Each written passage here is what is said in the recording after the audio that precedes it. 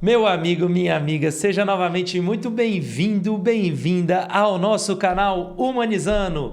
Hoje no episódio 21, como de costume, dividimos o programa em dois blocos.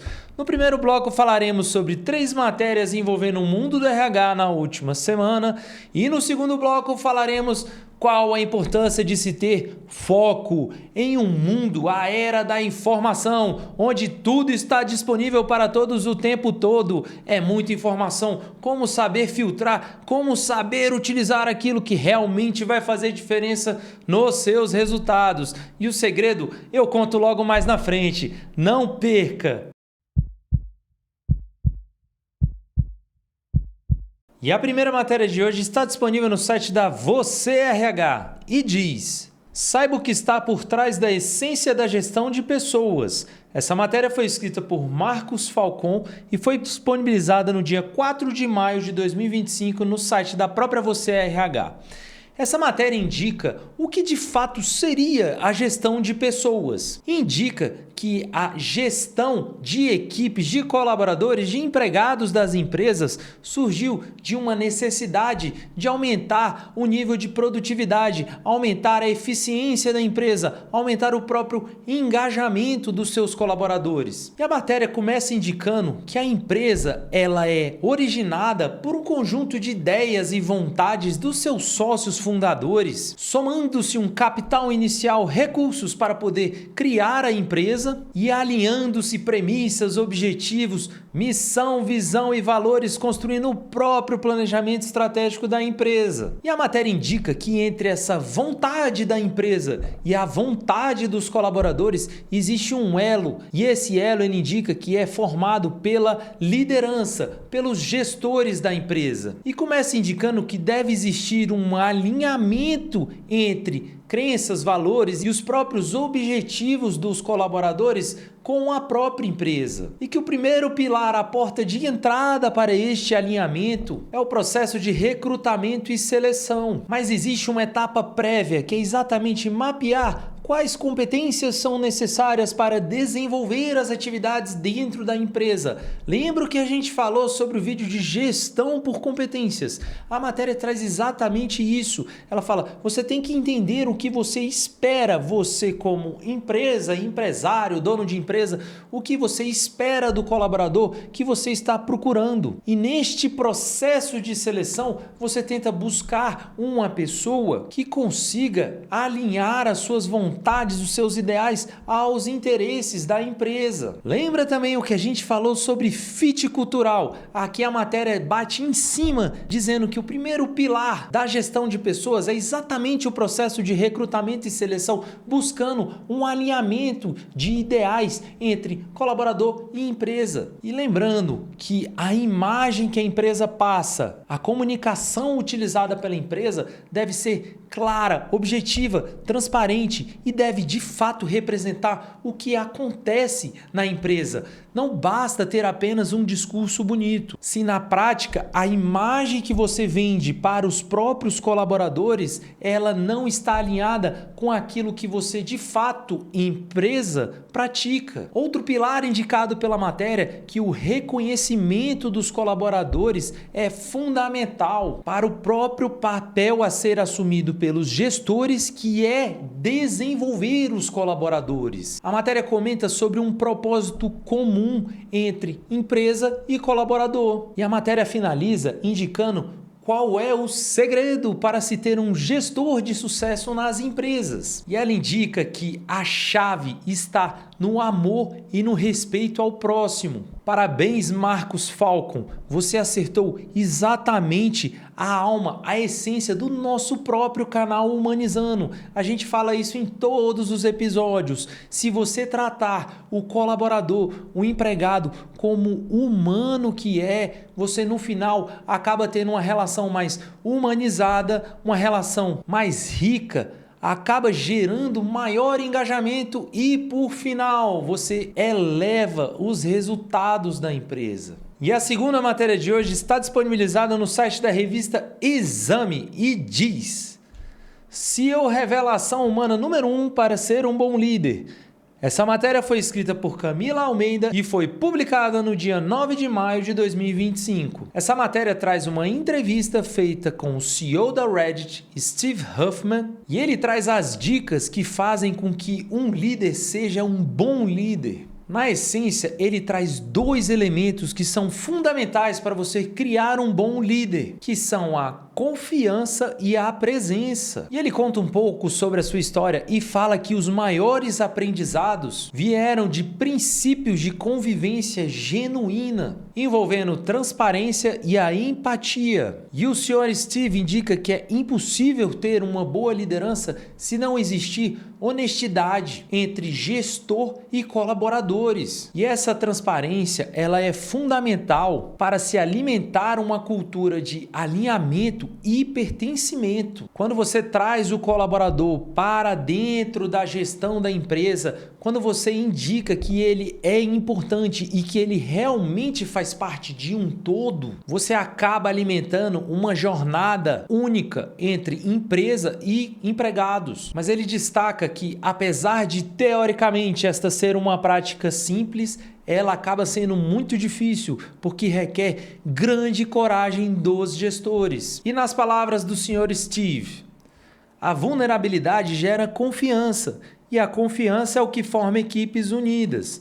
E são essas equipes coesas que realmente entregam resultados. E aqui ele destaca a importância da comunicação clara, objetiva e respeitosa. Lembrando que a gente já comentou sobre comunicação no mundo corporativo. Por fim, o Sr. Steve traz a recomendação número 1 para os esforços a serem investidos pela liderança. O primeiro esforço é construir um ambiente saudável, com consequente clima organizacional positivo para que as atividades sejam feitas de forma a garantir certa segurança psicológica aos seus colaboradores. E o segundo esforço envolve o líder alimentar vínculos sinceros e positivos entre suas equipes. E esse ambiente colaborativo, esse ambiente respeitoso, esse ambiente harmonioso, ele deve inclusive fazer parte do próprio planejamento estratégico da empresa. E ele fecha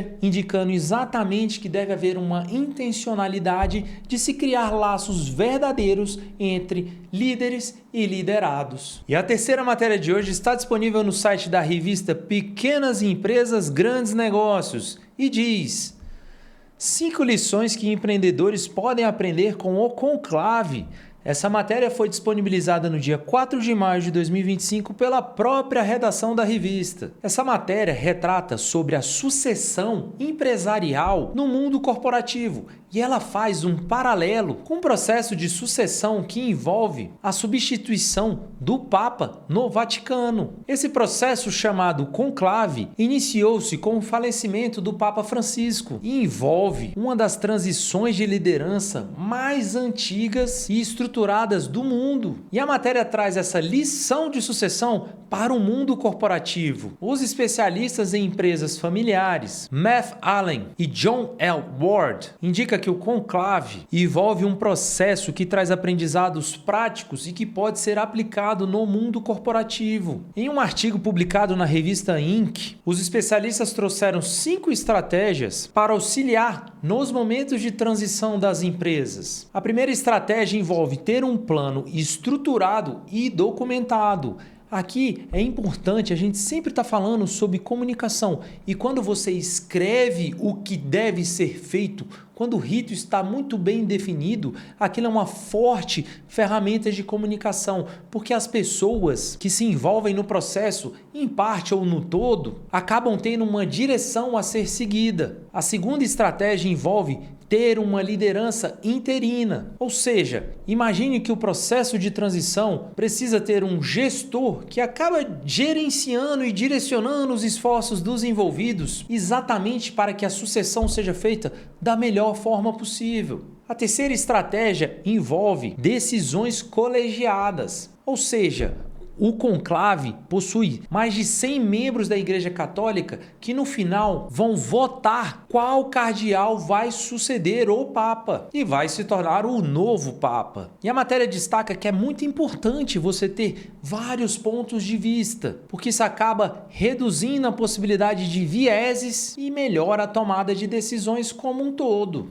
A quarta estratégia fala de um processo ágil, porém eficiente. Apesar de aparentemente o conclave ser um processo burocrático que envolve muita gente, envolve muitas etapas, ele acaba sendo feito de uma forma ágil, porque as premissas já estão bem definidas, as responsabilidades já estão bem definidas. Então as pessoas conseguem ter foco e agir rapidamente dentro do seu escopo de atuação. E a quinta estratégia envolve uma comunicação clara e rápida. Aquela chaminé que solta uma fumaça branca quando o Papa é escolhido, aquele ato simbólico, ele transmite uma comunicação clara, onde todos sabem que quando aquela fumaça sai da chaminé, o processo foi concluído. Eu particularmente gostei bastante dessa matéria, porque ela traz um processo extremamente burocrático, envolve muitos interesses, muitas pessoas e que ao longo de séculos acabou se aprimorando e hoje ocorre até mesmo de uma forma ágil.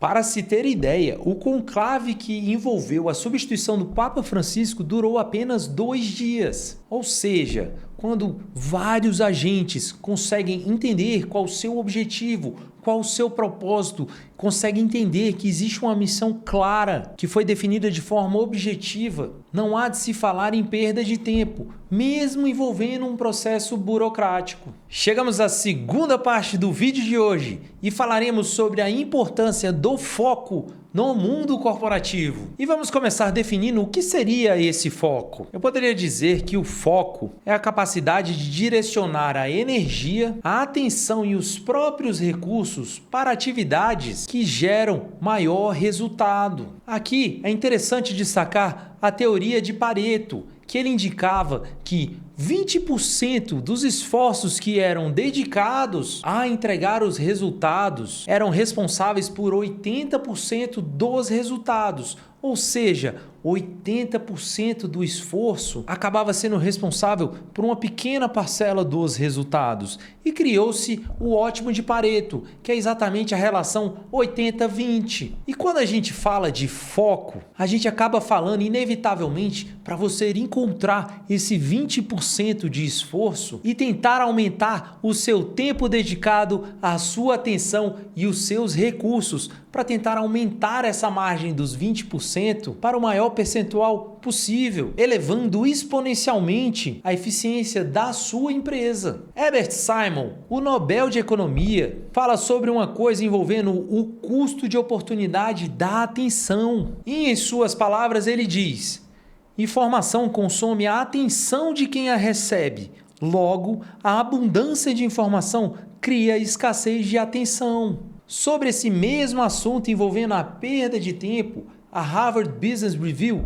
apresentou um artigo em 2023 indicando que os profissionais checam aplicativos de mensagens, e-mails e outras redes sociais a cada 6 minutos em média. E isso rouba a atenção das pessoas, desviando o foco daquilo que realmente importa. Mas Alexandre, e quais são os prejuízos que eu tenho por essa falta de foco? Dentre outros prejuízos, elenco 3 que acho os principais sugadores de energia quando se perde o foco. O primeiro envolve uma queda de até 40% na produtividade dos colaboradores e, consequentemente, das próprias empresas. O segundo envolve aumento de erros e gera o próprio retrabalho. E o terceiro, como consequência dessas ações anteriores, envolve um sentimento de ineficiência do próprio colaborador. E esse sentimento acaba gerando um esgotamento físico e mental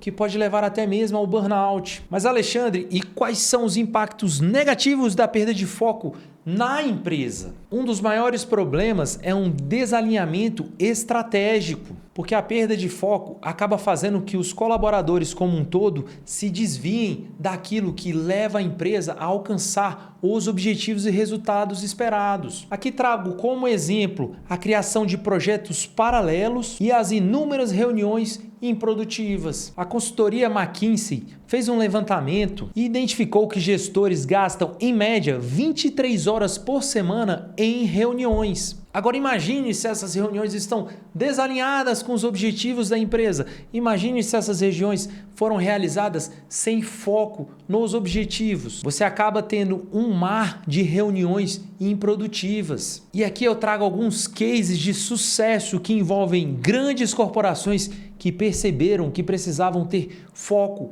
para poder alavancar os seus resultados. O senhor Andrew Grove, ex-CEO da Intel, criou os famosos indicadores OKRs, que são os Objectives and Key Results. Na tradução, objetivos e resultados-chave. E o executivo da Google, John Doerr, pegou os OKRs e implantou na cultura da Google, inclusive inserindo no próprio planejamento estratégico da empresa, tornando um dos pilares da cultura organizacional. Como resultado, criou-se um imediato alinhamento e priorização de demandas. Na Microsoft, o executivo Satya Nadella cortou 30% dos projetos considerados como distrações estratégicas, realocando times para áreas com maior potencial, especificamente a nuvem e a própria inteligência artificial. Como consequência, entre 2014 e 2022,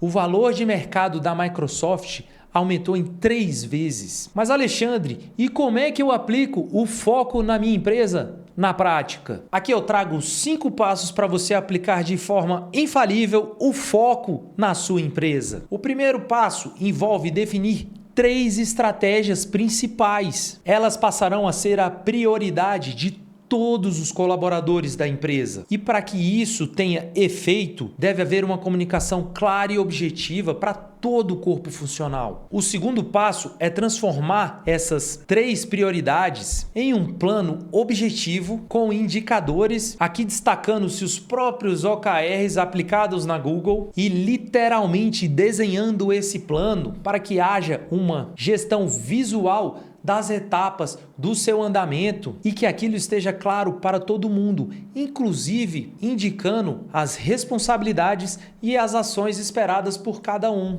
O terceiro passo, e eu diria para você que esse é o passo mais difícil que eu observo em qualquer organização, é eliminar tudo o que estiver desalinhado do planejamento estratégico da empresa. Ou seja, a empresa tem que saber para onde ela quer ir, aonde ela quer chegar. E tudo que é feito dentro da empresa que consome os recursos. Lembra que quando a gente fala de foco, a gente fala de uma otimização dos recursos. Ou seja, tudo aquilo que consome recursos deve ser investido e não gasto. E no final deve ajudar ou até mesmo impulsionar a empresa a alcançar os seus resultados. O quarto passo, e aqui é uma dica prática, envolve gestores e colaboradores criarem janelas de foco, bloqueando o tempo para que consigam se concentrar em suas atividades. Aqui dou como sugestão blocos de 30 minutos. Oportunidade esta que nem mesmo as mensagens do celular serão vistas ou ligações serão atendidas. E o ideal é que essas janelas sejam previamente acordadas